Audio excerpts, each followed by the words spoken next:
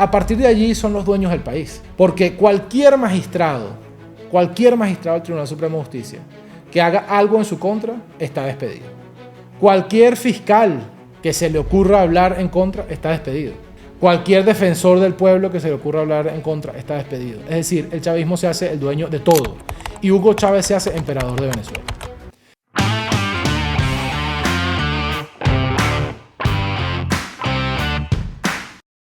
Bienvenidos todos a otro episodio de este manual chavista para destruir un país. Hoy vamos a hablar de las elecciones del año 2005, que fueron elecciones parlamentarias de las que poco se habla porque la oposición no participó. ¿Qué implicó que la oposición no participó? ¿Qué cambió eso, la política venezolana? ¿Cuál era el contexto? Para eso, estos pequeños minutos, recordemos que estamos haciendo un recuento histórico de cómo el chavismo llegó a donde llegó, especialmente pensado para los jóvenes venezolanos que no entienden, no saben, no vivieron, no recuerdan todo lo que pasó para que Venezuela finalmente cayera en la dictadura brutal que cae hoy. Contexto. Había ocurrido el referéndum revocatorio del año 2004. Ese referéndum revocatorio ya indicamos cómo había sido amañado en cierta medida todo el proceso para darle tiempo a Chávez, para ponerle unas condiciones favorables, etc. Finalmente Chávez gana el referéndum con más de 1 millón de votos. En ese proceso, un detalle clave fue la participación del Centro Carter, de la OEA y del PNUD de la ONU para tratar de facilitar el proceso político en Venezuela. Veníamos de unos años muy turbulentos. En el año había habido el golpe de Estado, después hubo el paro petrolero, manifestaciones gigantescas en Caracas, muertos ya en ese momento, represión. Había ocurrido el episodio de la Plaza Altamira, de los militares de la Plaza Altamira. Había ya una primera racia tanto en PDVSA como en la Fuerza Armada, y la comunidad internacional por primera vez fija los ojos en Venezuela en serio. Mucho tuvo que ver el hecho de que Venezuela era todavía un productor petrolero importante, no como hoy, que es un productor petrolero marginal. En ese momento el petróleo de Venezuela todavía importaba y mucho. Y la comunidad internacional, especialmente los Estados Unidos, dice: yo tengo que ver qué está pasando en Venezuela. Mandan al expresidente Jimmy Carter, quien dirigía uno de los centros de observación electoral más importantes del mundo. Había participado en todos los continentes, etc. El presidente Jimmy Carter era una persona acreditada para acompañar procesos electorales. Adicionalmente, César Gaviria era secretario general de la OEA y César Gaviria había sido presidente de Colombia, era un hombre que conocía bien el escenario político venezolano. Participa también en esa mesa que se llamó Mesa de Negociación y Acuerdo. Asimismo, la ONU, a través del PNUD, participa en esta misma mesa. ¿Cuál es el objetivo de esta negociación? Que es la primera negociación que se estableció en Venezuela, digamos, bajo observación internacional. La primera mediación entre oposición y gobierno en Venezuela bajo observación internacional. Bueno, en este último periodo del chavismo que estamos hablando. El objetivo era buscar una solución institucional a la crisis política, que, como les digo, venía ya de un par de años de mucha inestabilidad. La fórmula que encontraron fue el referéndum revocatorio. Ocurre el referéndum revocatorio, pero la oposición o parte de la oposición desconoce los resultados electorales de esa elección. Ya habíamos visto cómo el Consejo Nacional Electoral había hecho todo a favor de Chávez para ello, pero el resultado final de la elección es cuestionado por la oposición, incluyendo la narrativa de que las máquinas electrónicas del Consejo Nacional Electoral podían ver por quién votaba la persona y podían manipular el resultado final. Esa idea de que las máquinas electrónicas introducían un fraude y podían incluso ver por quién votaba las personas fue una idea terrorífica para buena parte de la oposición. Ya había ocurrido lo de la lista Tascón, que también lo explicamos en un episodio anterior, que fue esta lista masiva a través de la cual el chavismo empezó a depurar a todos los que habían firmado para revocar el mandato a Chávez. El país estaba viviendo las consecuencias de la lista Tascón y por ello la idea de que las máquinas y de que el CNE podía saber por quién votabas tú era una idea demasiado peligrosa para el venezolano.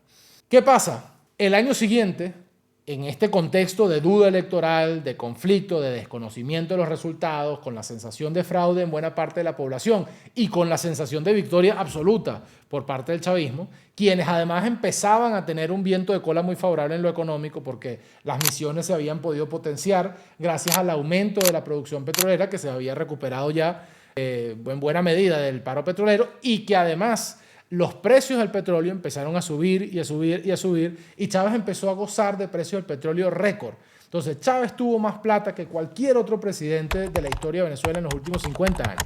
Es decir, Chávez empezó a tener una cantidad de dinero para gastar que no lo invirtió, lo gastó literalmente en consumo, en aumentar la liquidez en la calle, en misiones que no tenían ningún, o sea, que no llevaban a ninguna parte, pero que la gente lo sintió en el momento en que lo dio, porque no era lo mismo tener un barrio adentro a no tenerlo. No era lo mismo tener, bueno, que barrio adentro era un consultorio de mala muerte con un médico cubano que probablemente tenía una acreditación poco cuestionable, etcétera. Sí, es cierto, pero eso es mejor a no tener nada. O sea, por primera vez la gente tiene un ambulatorio en cada barrio, prácticamente en cada esquina puede ir a un ambulatorio médico. Por primera vez la gente recibe una ayuda directa en muchos años de crisis que había ocurrido en Venezuela.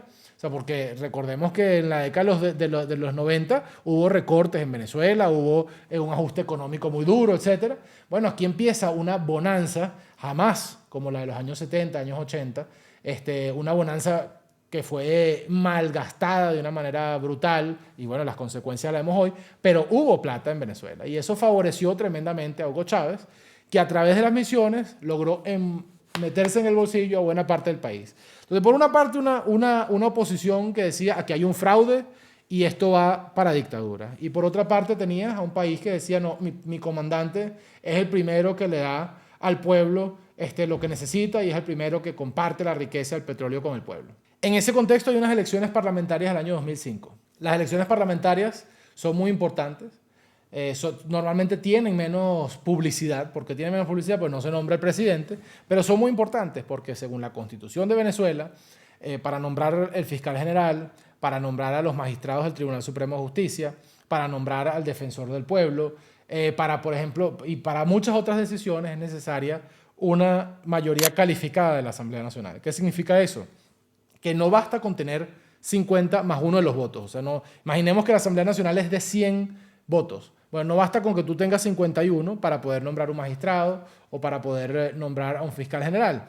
Tú tenías que tener una mayoría, en algunos casos de 2/3, en otros casos de 3/4, para poder nombrar eso. ¿Y por qué esto es importante? Bueno, porque estas mayorías calificadas obligan a que haya una negociación política y de alguna manera hace que la minoría, aunque sea minoría, tenga un poder para vetar si una persona va a ser fiscal general y es un malandro o es un tipo que hasta el día de ayer era del partido de gobierno, etcétera, etcétera. Entonces, precisamente las constituciones, no solo la venezolana, sino las del mundo, establecen este tipo de mayorías para que haya un proceso de negociación en el que la designación de estas autoridades tan importantes del Estado y otras decisiones importantes del Estado no queden en manos de una mayoría circunstancial, sino que haya un consenso político del país para poder designarlo. ¿Qué pasa cuando tú no participas en las elecciones parlamentarias? ¿Qué pasa cuando un solo poder adquiere todo? O sea, ¿qué pasa cuando un solo partido tiene todos los diputados? Bueno, lo que pasa es que el presidente se hace emperador. Y eso fue lo que pasó en el año 2005. Pocos días antes de la elección parlamentaria, los partidos de la oposición iban a participar. Hasta una semana antes o así. Había una enorme presión de parte de la oposición, de esa parte sobre todo que había alegado el fraude, que sostenía que las máquinas electorales electrónicas eran ilegítimas y que podían verte el voto. Había una presión importante de los medios de comunicación. Sin embargo, ya había, dentro de los medios de comunicación ya había flexibilización de algunos. Por ejemplo, Venevisión ya había empezado a cambiar su línea editorial a favor del chavismo. La posición de Gustavo Cisneros había empezado a ser una posición más intermedia, de puente de conexión entre el gobierno de los Estados Unidos con el que tenía muy buena relación, el chavismo y la oposición venezolana. Pero bueno, había una presión mediática importante para destacar, digamos, para realzar este tema del fraude. Y hubo unos partidos, hubo una discusión interna de la oposición entre aquellos que decían, aquí hay un fraude, no tiene sentido votar, aquellos que decían, estamos demasiado débiles, vamos a perder todas nuestras posiciones, en consecuencia mejor decir que no votamos, y los que decían, hay que votar. Poco antes del día de la elección, la oposición decide no participar. Creo que fueron 5 o 6 días antes de la elección. Fue un parteaguas entre dos formas de entender la lucha contra Chávez. Por ejemplo, Julio Borges, que era entonces presidente de Primera Justicia, fue a votar a la elección. Precisamente porque él decía, bueno, aunque el partido no va a ir a votar porque hay un acuerdo de toda la oposición y este es el acuerdo y lo vamos a respetar, yo como ciudadano no voy a entregar mi voto, y fue a votar.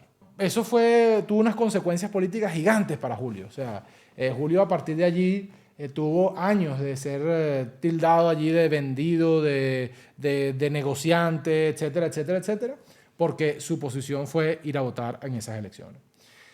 Asimismo, digamos, otros partidos y otros dirigentes era todo lo contrario. Decían, bueno, aquí se murieron las elecciones. Esa discusión ha sido clave para la destrucción de la oposición en Venezuela. Y el chavismo lo ha sabido utilizar enormemente. ¿Quién era el presidente del Consejo Nacional Electoral y quién monta toda esta duda sobre el voto público? Porque no fue casualidad que que empezó esta duda sobre el proceso electoral. Fue el chavismo desestimuló el voto opositor por más de una década, dejando ver que podía ver por quién votaban, dejando ver que al final podía manipular las elecciones, etc. Aunque fuera verdad o aunque no fuera verdad. Es decir, Jorge Rodríguez utilizó en una operación psicológica, no en balde psiquiatra, él utilizó en una operación de psicoterror las dudas del proceso electoral para desestimular un proceso tras otro el voto opositor. El presidente de la Asamblea Nacional, para ese momento, era un señor que había sido ataché político de Hugo Chávez, que había sido, incluso algunos lo señalan del cargamaletín, que había sido chofer de autobús y que había empezado en la lucha sindical y en el mundo político en su juventud, y que en ese momento era una de las manos derechas de Hugo Chávez, y ese señor es Nicolás Maduro, quien años después se convirtiera en un asesino y un dictador que ha tiranizado a Venezuela. Entonces, el país está... y el vicepresidente del país era otra figura no menor, que era José Vicente Rangel, un viejo guerrillero, un viejo de la izquierda revolucionaria de los años 60, de los años 70. Luego, un tipo que participó en la democracia de los 40 años de alternancia política entre ADE y COPEI, participó porque fue senador, estaba vinculado al MAS, y había logrado, después de Miquilena, o sea, después de que Chávez se deshizo de Miquilena, había logrado convertirse en esa figura, digamos, de seniority, de autoridad, de manejo político dentro del chavismo, y era el vicepresidente del país. Entonces, este proceso estuvo dominado por las figuras de Hugo Chávez, José Vicente Rangel, ¿no?, este famosísimo periodista malo, realmente malo, Jorge Rodríguez, que se ganó el puesto que tiene hoy precisamente montando la arquitectura electoral o desmontando las elecciones en Venezuela y montando la pantomima electoral que hoy mantiene a Nicolás Maduro en el poder, y Nicolás Maduro Moros, que presidía precisamente la Asamblea Nacional que estaba en cuestión. ¿Qué pasa y cuáles son las consecuencias de este proceso? Bueno, como ya se pueden imaginar, la oposición no participa y el chavismo saca la enorme mayoría, si no la totalidad. Creo que en un momento llegaron a tener todos los diputados, no lo recuerdo exactamente, pero quizás, si hay excepciones, son 2 o 3. Pero tuvieron toda la Asamblea Nacional.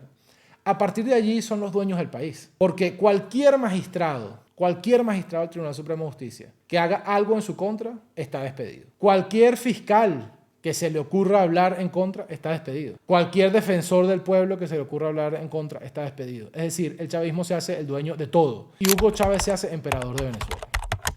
Yo no sé, visto en perspectiva, yo tenía en ese momento como 20 años y estaba completamente convencido de que en Venezuela había un fraude electoral y de que no se podía ir a votar. Estaba muy convencido, o sea, yo era opositor totalmente alineado con el mainstream de la oposición. Y creo que muchos venezolanos, con buena voluntad, pensamos que era lo correcto, ¿no? Y seguimos la decisión de la élite política opositora.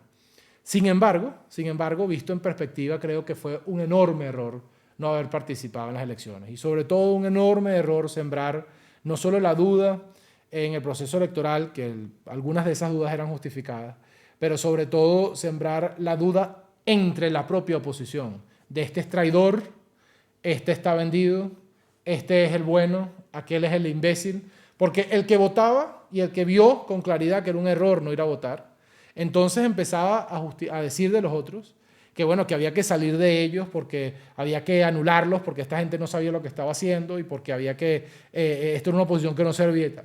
Y la oposición que estaba convencida en no ir a votar decía del que quería ir a votar que era un traidor, que estaba comprado por José Vicente Rangel, que lo habían comprado Chávez, etcétera, etcétera. Y la verdad es que en Venezuela no hay santos.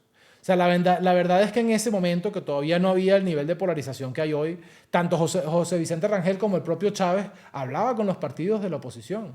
Es decir, allí todo el mundo hablaba, pero entonces empezó a criminalizarse dentro de la oposición que tú hablaras con el chavismo.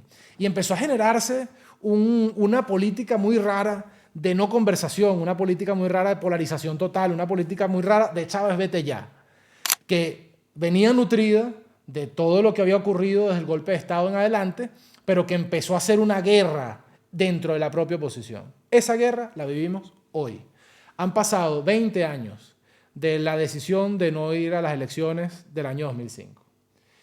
Y la misma discusión entre los traidores y los idiotas ocurre hoy.